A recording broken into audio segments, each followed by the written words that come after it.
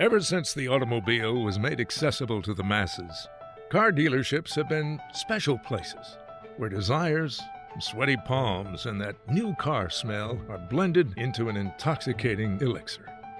Where else but in an automobile showroom can one experience that rush of emotions and realization of dreams? I can remember the days when there was only 2 or 3 cars in the showroom and you didn't have full model representation there. Now the cars are inside, you're really turning it into a showcase experience when they can see their car all cleaned up and makes them feel good, and just an extension of that when they first walked in from the beginning. Experiencing their own rush of emotions and realization of dreams, 2 brothers, John and Herman Weinberger, began their automotive journey in 1961 when they opened up a modest repair shop in Lyons, Illinois. And the Weinbergers' reputation for excellent service and quality workmanship spread quickly among sports car enthusiasts, and it wasn't long before the 2 brothers were approached by Triumph to open a new car dealership in 1962. Little did the Weinbergers know they had just started the seeding of what was to become an automotive giant. That was such a great honor for us to be an authorized Triumph dealer. Oh my God, dealer? You know, me, her, with a plate, a license plate, everything. John and Herman worked really hard. They truly worked hard. Worked long hours. They sacrificed family time. They sacrificed their livelihood to start what they have. Arguing, disagreeing, yes. But at the same time, at the end of the day, they really respected each other and loved each other dearly. And although these were both Weinbergers, okay, that I saw the relationship there. You had one guy, you know, who really was this visionary, almost at a breakneck pace. And then you had another one that had guidelines to stay within. That there was a common sense pullback a little bit between it all. Ultimately, is that relationship building, I think, that they did right from the get-go, right in the beginning, that got them going in the right direction. And there was those genuine relationships that they had that ended up opening doors for them.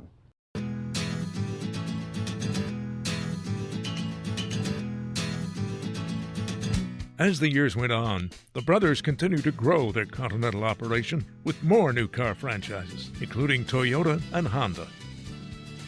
It was also a learning time for John and Herman as they navigated through the ups and downs of business ownership. But we were an import dealer, you know, and everybody thought we were a big import dealer because we had all this stuff, but it was a struggle. And we really didn't get going at all. And Herm was still making his 150, and I was making my 125, and we didn't really get going. We struggled for our paycheck.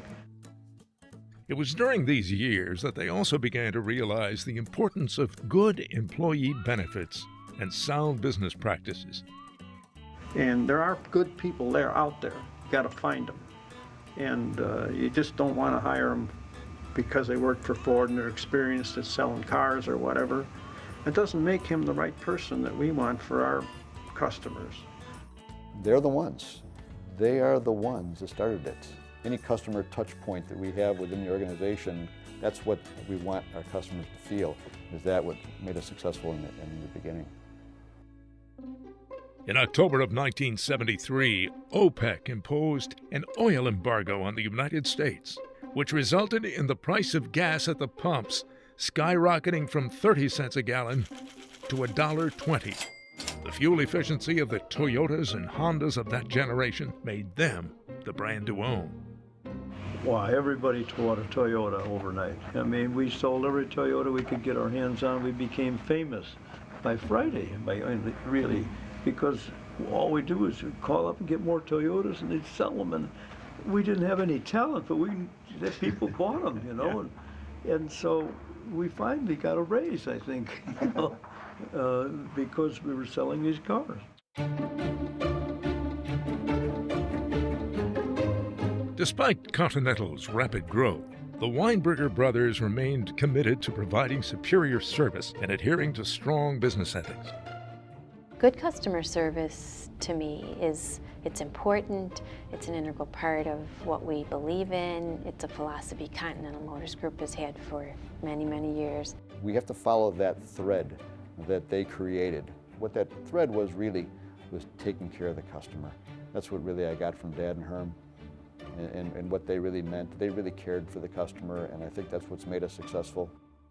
This success gave John and Herman the opportunity to further expand their automotive franchises by adding Italian automaker Ferrari and another Japanese franchise, Datsun, known today as Nissan, to their lineup. However, for every successful franchise, there were others that didn't stand the test of time. These experiments included Di Tommaso, Peugeot, Fiat, Lancia, Jensen, and Bricklin, just to name a few. The mid-70s and 80s spawned automotive technological innovations and rising prosperity. By the mid-1980s, oil prices had fallen sharply, helping the revitalization of the auto industry. In 1986, American Honda Motor Corporation launched Acura, the first luxury nameplate from a Japanese automaker. In 1987, Continental became one of the original dealers for Acura, opening a new dealership in Lisle, Illinois. That same year, Chrysler bought American Motors, which produced the Jeep. This proved to be excellent timing for Continental to buy a Jeep franchise and take advantage of the sport utility vehicle boom. And it was take a number in the showroom. It was busy, it was profitable, it was fun, it was exciting.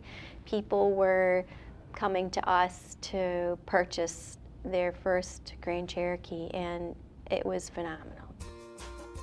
At this time, Continental truly became a family business. Herman's daughter Cheryl, along with John's two sons, Jay and Joel, were welcomed into the stores. I often think, you know, you always need a mentor in a business, and I was lucky to have a guy like him that could be my mentor. My mentor was my father, okay, in business. That all makes sense to a son, and it worked for me. If people keep telling me how much, I'm kind of becoming, my dad in a way, certain mannerisms, certain things that I do. Certainly the passion for cars and racing, that's something we've always shared, and it's really special to me. To be part of the family business was like a nugget of gold. It's a little treasure. It was an opportunity. These kids were so fortunate, when you think about it, that we're able to still be in this business and have the kids be in the business, because otherwise, really, Herm and I would be looking at, well, let's just sell it, and go on and go out to the farm, but we're able to continue to work with our employees and our associates and have that fun of life and have our kids do it. I think it's the biggest favor God could give you, Yeah, it's great.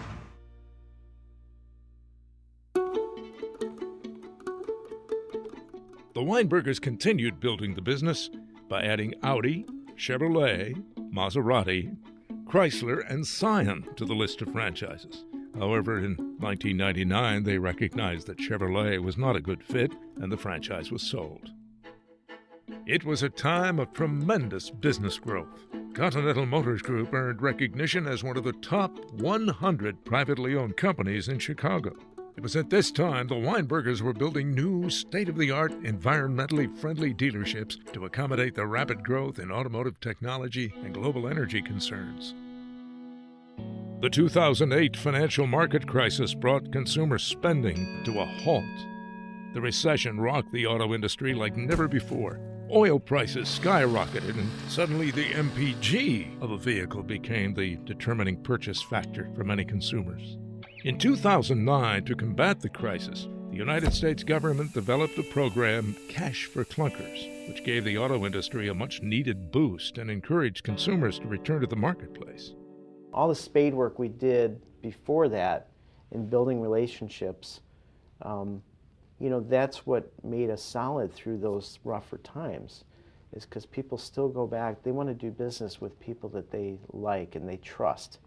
And so all the businesses that were built on a very unstable foundation of, you know, trying to maximize profit and quick sales and all that, a lot of those just crumbled. Although the industry was struggling, in 2009, Continental was still moving forward by acquiring the assets of a bankrupt Mazda dealer in Naperville, and also by relocating and expanding the Toyota franchise to a brand new 103,000 square foot facility. Dampening that good news was the loss of the Chrysler Jeep franchise in the wake of the automaker's reorganization. But it wasn't long after, in December of 2010, Continental Motors Group acquired Mitsubishi to fill that void. When we found out we were a terminated Chrysler Jeep dealer, that was probably the biggest letdown and the biggest disappointment and the hardest part I've encountered in the auto industry. It was really the most deflating time I've ever had.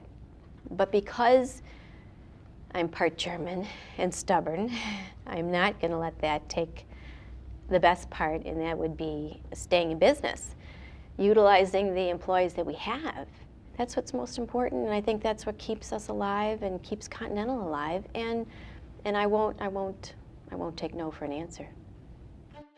Today, John's sons, Jay and Joel, along with Herman's daughter Cheryl, continue to carry on Continental's daily mission to create loyal customers, create a loyal and honest team of employees, make a fair return on investment, and support the local communities and charities that surround their dealerships.